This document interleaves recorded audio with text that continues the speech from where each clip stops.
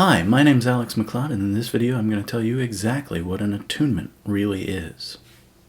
But before we begin, if you have any questions you'd like answered, please leave them in the comments section down below. And if you'd like to help us get out to more people,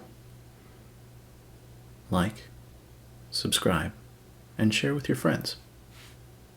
Now, you may have seen people advertising a Reiki attunement, or have attended one, or given one yourself, or attended many, or given many yourself. But do you really know what an attunement is? You may be thinking to yourself, but an attunement is just how you learn Reiki, right? Wrong. But in order to know exactly what it is, we need to go back to what it used to be. All the way back to the past. We need to go all the way back to the beginning of the Reiki lineage, to the patriarch Usui Sensei, in order to understand what an attunement actually is.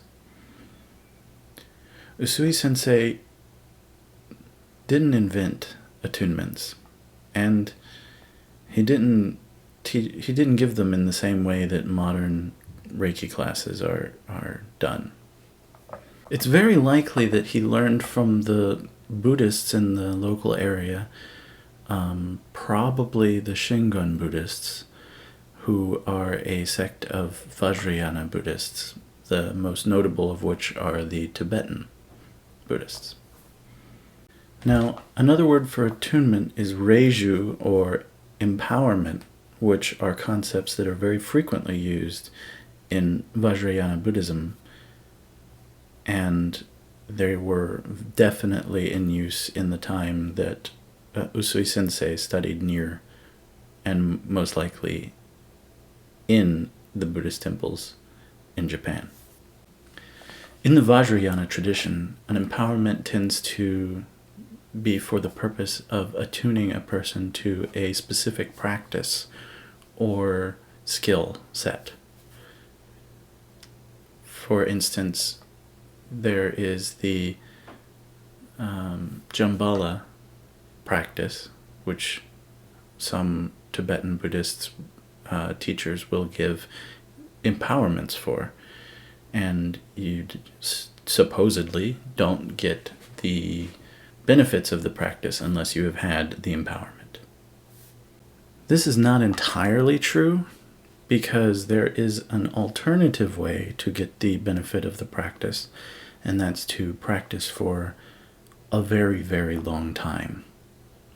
The attunement or empowerment or Reiju, or whatever you want to call it, actually just shortcuts the amount of time it takes to start getting results. It doesn't actually give you the results. It just starts you at a much more reasonable place. There's a similar concept in Chan or Zen Buddhism called the heart-to-heart or mind-to-mind transmission, where the enlightened mind is just passed directly from the teacher to the student when the student's ready. Now, when Usui Sensei was teaching, he did not use this three-level system that's become the standard today. Instead, what he did was a more train first, then small empowerment methodology. Basically, he would give his students a practice to do.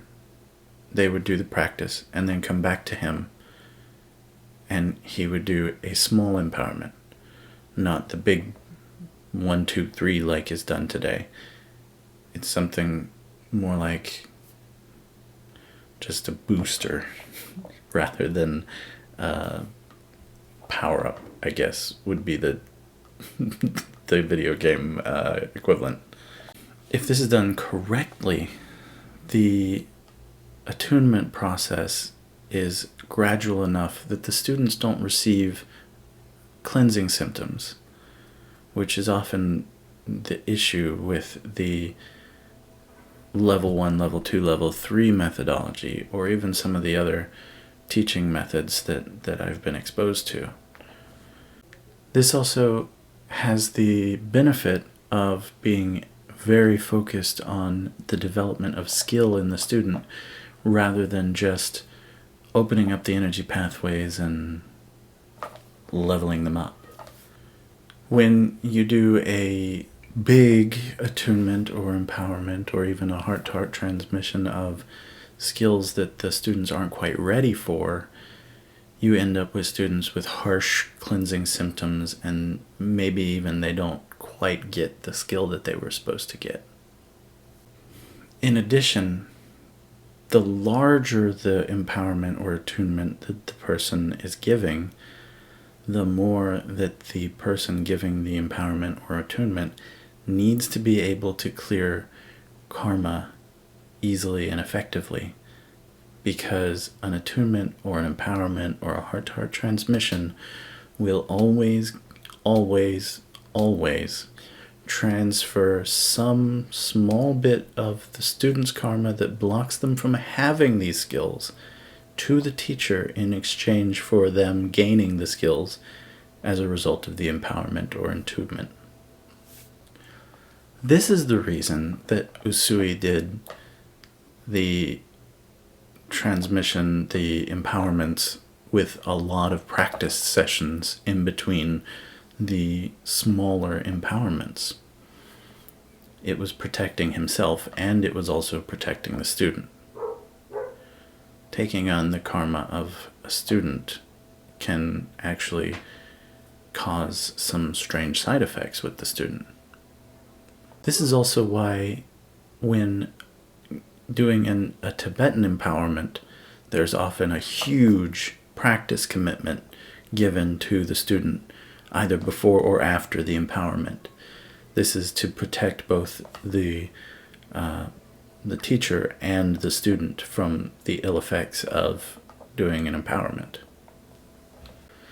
This is also one of the reasons why modern Reiki teachers tend to have health issues.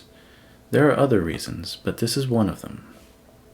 Basically, what Usui Sensei did was not 3 very large empowerments or attunements or whatever, but instead he did lots of little tiny ones. As an example of one of these smaller attunements or empowerments, if you are willing, I will give you one right now. Simply close your eyes, uncross your arms and legs, sit or stand upright, and relax. Relax all the way from your head down into the body. Relax the arms. Relax the chest and upper back, stomach and lower back. Relax the hips and thighs, calves, shins, and feet. And now,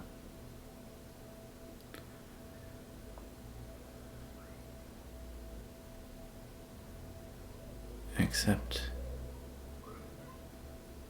this empowerment.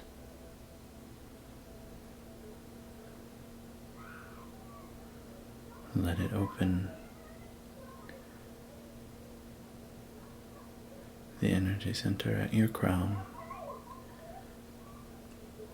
Strengthen and clear the energy pathways down into your palms and those down into your feet.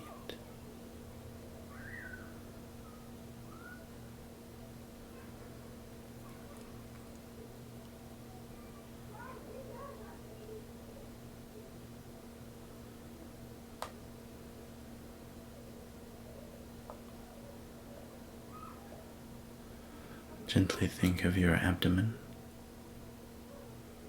and open your eyes.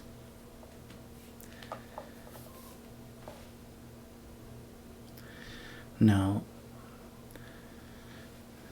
the attunement that I just did was not a formal, like Reiki 1 or whatever attunement. It's just a quick opening of the energy pathways and improvement of the energy flow.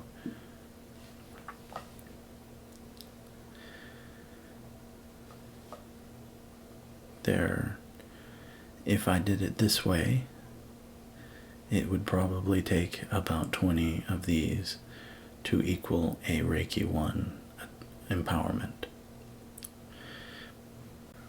Even though this was a much smaller,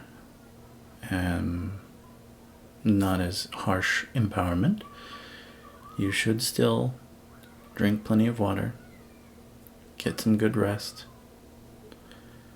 and just enjoy your practice.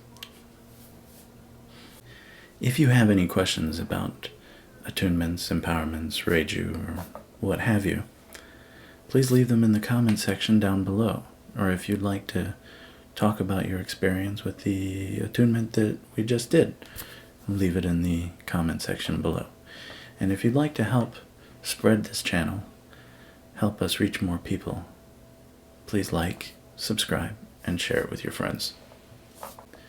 In this video, I talked a bit about what an attunement, empowerment, or Reiju actually is, and we gave you a quick example of one. If you'd like to learn more about Reiki, I have some more videos here. And if you'd like to learn more about meditation in general, I have a free Intro to Meditation course at heartlotus.guru/meditation intro. Thanks for watching.